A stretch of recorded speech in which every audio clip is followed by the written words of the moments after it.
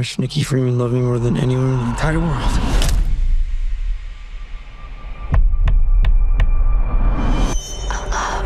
Only the branch of a willow tree could conjure. That's a look at Obsession, the horror thriller that's blowing up the box office. It's the story of a boy who uses a cursed toy to win the heart of his crush, but he soon learns, be careful what you wish for. And joining us now is the film star Michael Johnston, who plays Bear. Hey, okay, Michael, congrats on all the success. One of my kids has not stopped talking about this film since he and his buddies went to see it last week.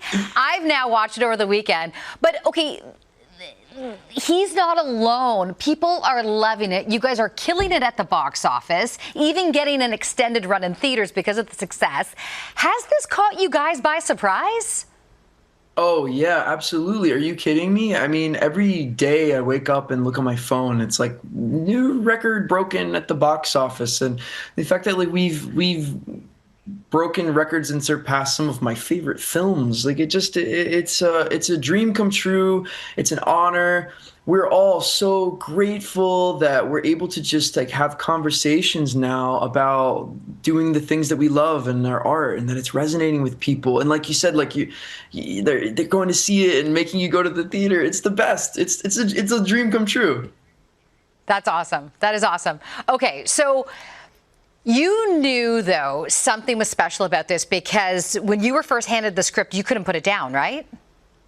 Yeah, you know, I loved how the film touches on some really, dark things, and it kind of makes you sit there with it. It doesn't tell you how to feel. It's kind of up to you to come up with your own interpretation of things. And I think that's why this film, it's just resonating. It's getting people talking. Like I've heard people out in the wild arguing about the film.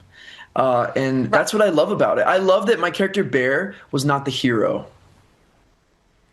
Okay. Because everyone... I love that face.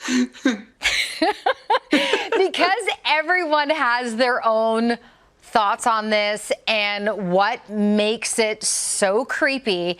When you look back at the film, what part or parts do you think really ramps up the creep factor? Oh, yeah. Well, look, it's like funny because Indy Navarrete, who plays Nikki so brilliantly, she kind of represents the horror of the horror film on the screen, but she's not she is the monster, but she's not the monster. So I think that the parts of the film that just ramp up the creepiness are some of the things that Bear decides to look past or do. There's one scene in particular where Nikki is having this moment where she's kind of the freaky Nikki is asleep, and she kind of whispers like, help me, and he makes it all about him, about how like what would be so bad about being with me. And I think that's one of the ultimate moments of the film that people have been talking about. And like I said, I love that. I love getting to play a character that, makes people talk. If this was a happy movie, people wouldn't be running to the theater to see it, probably. And the memes that are going around on social media, though, are just so funny now. Like, yes, it's just taken a life of its own, for sure, online. Would you say was that one of the more challenging scenes to shoot? Which one is really stuck with you? Yeah, that scene was really challenging because we wanted to get it just right. And I remember we filmed a lot of different ways. We tried to do certain ways where Bear was maybe more affected and like sad about the fact that his friend was like suffering, but ultimately I think that was the right take on it. The more like making it completely a selfish moment, because that kind of sums up who he is. But I would say some of the really difficult scenes to film in the movie are any of the technical scares. Those moments can feel kind of mechanical and robotic, and we're doing them a bunch of times. And so you really just, and also you have to remember, like, it looks dark on the screen, but it's bright as daylight when we're filming. That stuff is all in the editing. anything. So you really just have to rely on the director and his vision in those moments, because it can feel silly and you're like, are you sure? Does that work? But, Curry Barker, the director, writer, also edited the film. And I mean, he nailed it. Well, yes, he did. And next up for him, I believe, is Texas Chainsaw Massacre. Yeah, so he actually has already completed filming of his next project, Anything But Ghosts, which is like I think it's a horror comedy, and it sounds amazing, and I can't wait to see it. And yeah, now he's working on writing the Texas Chainsaw Massacre. I can't wait to see the twist that he puts on that. He's gonna have his like modern Gen Z Curry Barker flavor that I think is just a perfect choice. But yeah, no, he's booked and busy, rightfully so. Yeah, for sure.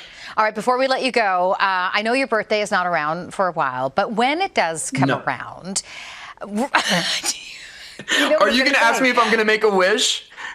You know it, because I mean you have to when you blow out candles. No way. I am not ever wishing for anything ever again. If everyone's like, what's your wish? I'll just be like, not telling you. There's no way. No wishes. No wishes. You know why? My dream already came true. There you go. Actually, I know, right? Yeah, it has. Hey. It has. Michael, such a pleasure. Yeah, thank you so much.